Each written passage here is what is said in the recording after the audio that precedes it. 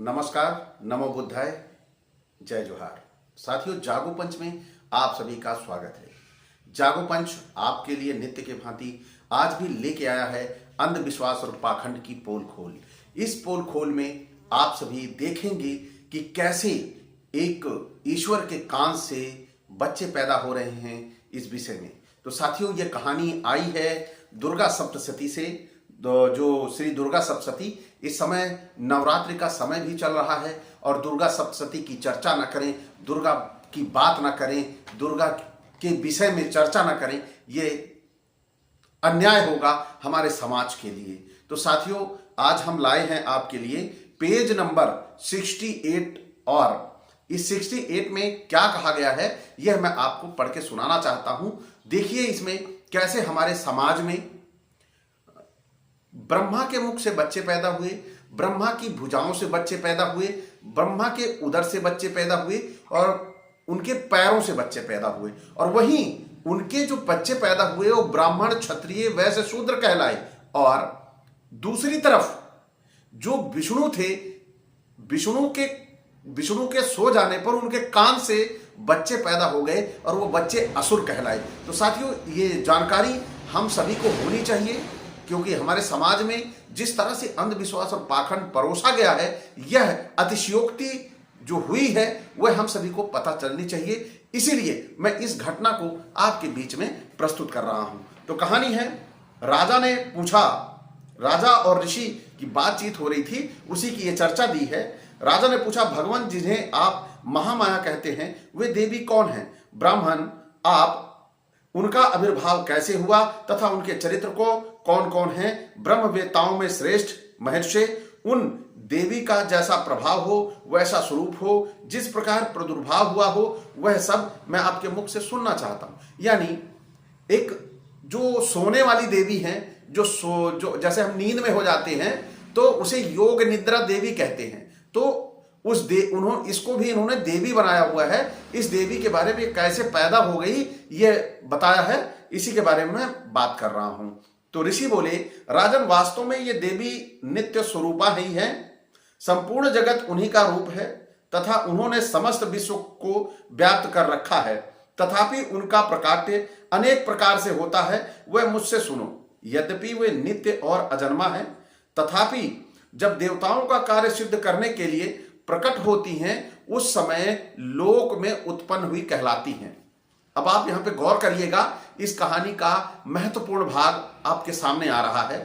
कल्प के अंत में जब संपूर्ण जगत एकारणों में निमग्न हो रहा था, यहां सबसे बड़ी बात है, इस पुस्तक में गीता प्रेस की गोरखपुर में प्रूफ रीडिंग जो है इनकी वह बहुत ही निम्न क्वालिटी की है। ये लोग जैसे लोक और में लिखना है तो दोनों को अलग लगना चाहिए, लोक और में, इन्होंने लोक में लिख दिया है। तो इसी तरह की त्रुटियां, जैसे एकारणों में अलग होना चाहिए। इसी तरह इनकी पूरी की पूरी शेषनाग की, और जबकि लिखा जाएगा शेषनाग की। तो इस तरह की त्रुटियां इनकी पुस्तकों में है।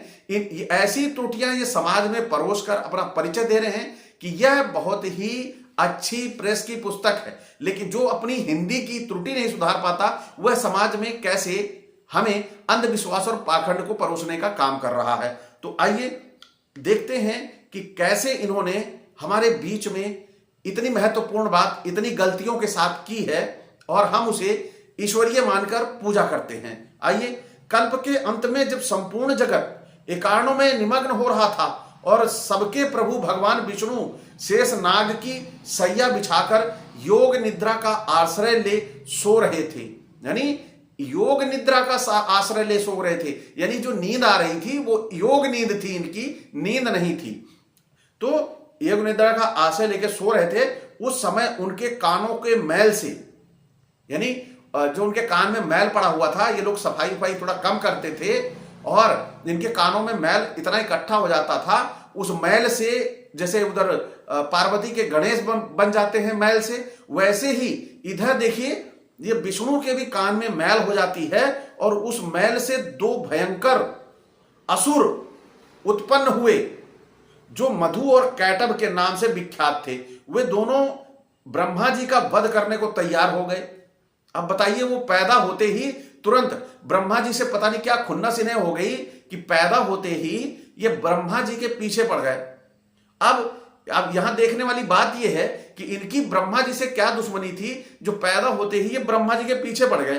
तो भगवान विष्णु के नाभि कमल में विराजमान प्रजापति ब्रह्मा ने जब उन दोनों भयानक असुरों को अपने पास आया और भगवान को सोया हुआ देखा, तब एकाग्रचित्त होकर उन्होंने भगवान विष्णु को जगाने के लिए उनके नेत्रों में निवास करने वाली योग निद्रा का स्तवन किया।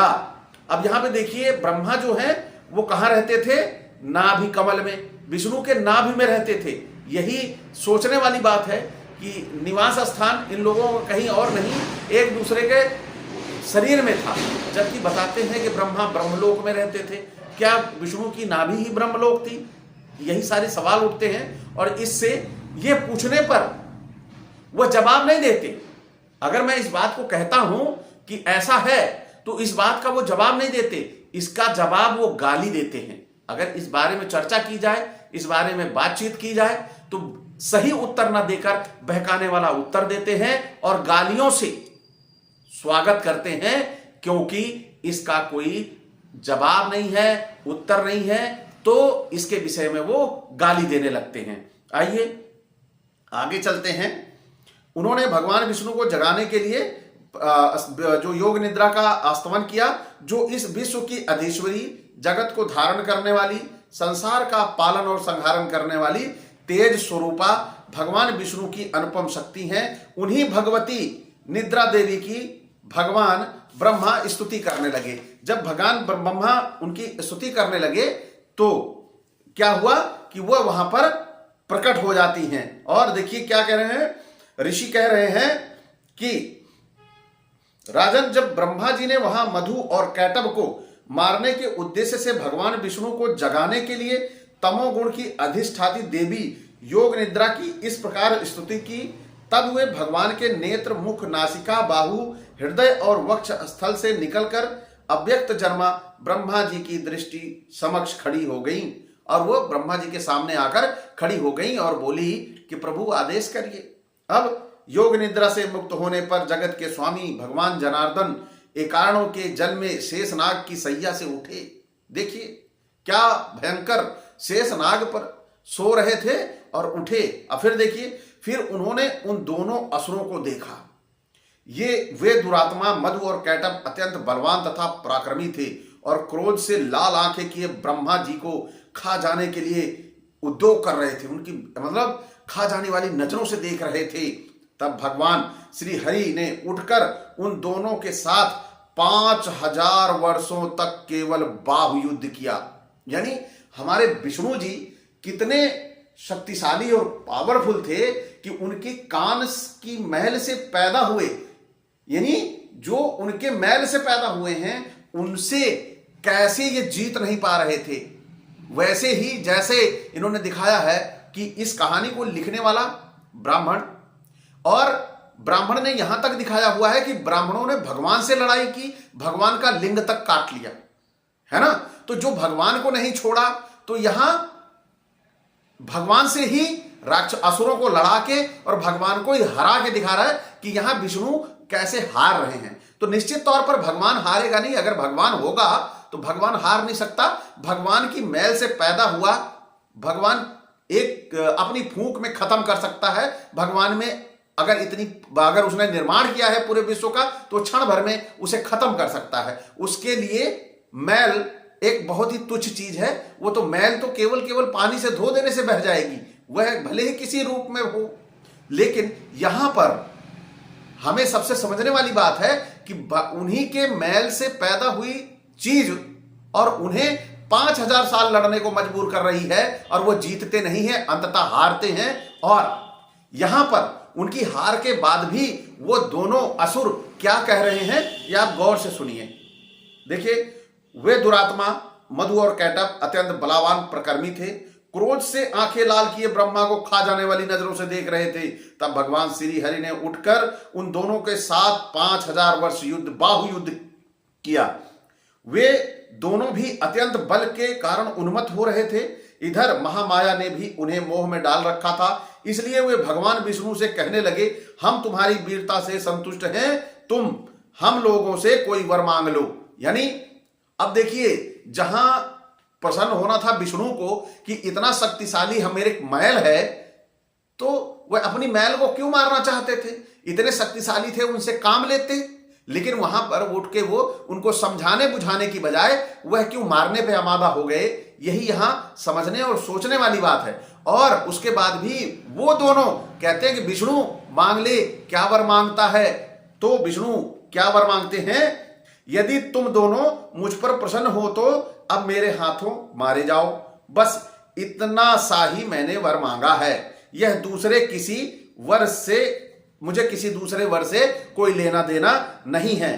तब इसके बाद देखिए वो कहते हैं कि मेरे हाथों मर जाओ, यही वर चाहिए। गजब के हमारी सोच रखने वाले भगवान हैं। अब भगवान को वर मांगने की जरूरत पड़ गई उनसे कि मेरे हाथों मर जाओ। यानी हमारे भगवान इतने कमजोर हैं, हमारे भगवान इन असुरों से इतने कमजोर हैं कि आज बेचारे ये हार जा रहे हैं, ये बेचारे वर मांग रहे हैं हमारे असुरों से। तो देखिए ऋषि कहते हैं, इस प्रकार धोखे में आ जाने पर जब उन्होंने संपूर्ण जगत में जल ही जल देखा, तब कमल नयन भगवान ने कहा, जहां पृथ्वी जल में डूबी हुई ना हो, जहां सूखा स्थान हो, वहीं हमारा वध करो। यानी उन दोनों ने कहा कि ऐसी जगह हमारा वध करो जहां पर सूखा हुआ हो, पानी ना हो। तब क्या कह रहे हैं? विष्णु कह रहे हैं, तथास्तु कहकर शंख चक्र और गदा धारण करने वाले भगवान ने उन दोनों के मस्तक अपनी जांग पर रखकर चक्र से काट डाले। और अपनी जांग पर रखकर काटे, और जांग इनकी कटती नहीं है। बड़े ही उपाई और बड़े ही टेक्निकल व्यक्ति थे ये विष्णु जी। इस प्रकार ये देवी महामाया ब्रह्मा जी की स्तुति करने पर प्रकट हुई थी, है ना। तो अब ये योग निद्रा कैसे प्रकट हुई थी, इसको इनको प्रकट किया था ब्रह्मा जी ने। ब्रह्मा जी ने यानी ब्राह्मण ने इनको प्रकट किया था, क्योंकि ब्रह्मा जी का कोई अस्तित्व नहीं है और ना ही विष्णु जी का कोई अस्तित्व है। क्योंकि जो विष्णु जी है और ब्रह्मा है, ये शंकर हैं, ये असुरों को पैदा करते हैं और असुरों से ही हार के भागते हैं। तो जो इनके मैल से बना है, जो इनके एक अंग से बना है, उससे लोग कैसे हार सकते हैं? यदि भगवान है तो निश्चित तौर पर वह कभी किसी से हार नहीं सकता। भगवान के सामने सारे जीव तुच्छ हैं। और यदि भगवान नहीं है तो ये प्रपंचकारी कहानियां कैसे आई, यही समझने वाली बात है।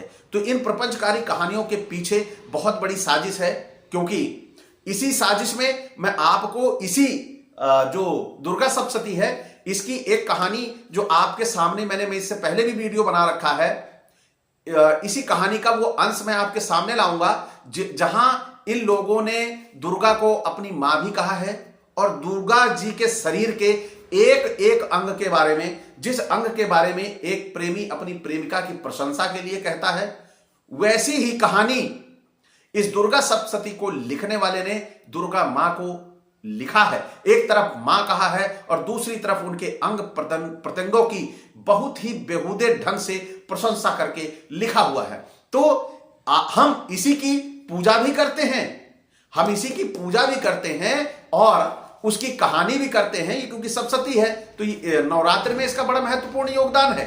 तो और उस कहानी को हम पढ़ते भी हैं, हमें शर्म नहीं आती ऐसी कहानियों को पढ़ने में। हमारी बहन बेटियां उस कहानी को पढ़ के जरा सा लजाती नहीं है कि ऐसे ऐसे गंदे शब्दों से लिखा गया है और वह भी उसके बाद भी उन्हें मां कहा गया है। तो साथियों, अगला वीडियो आप जरूर देखिएगा, क्योंकि अगला वीडियो इसी अंधविश्वास और पाखंड पे है कि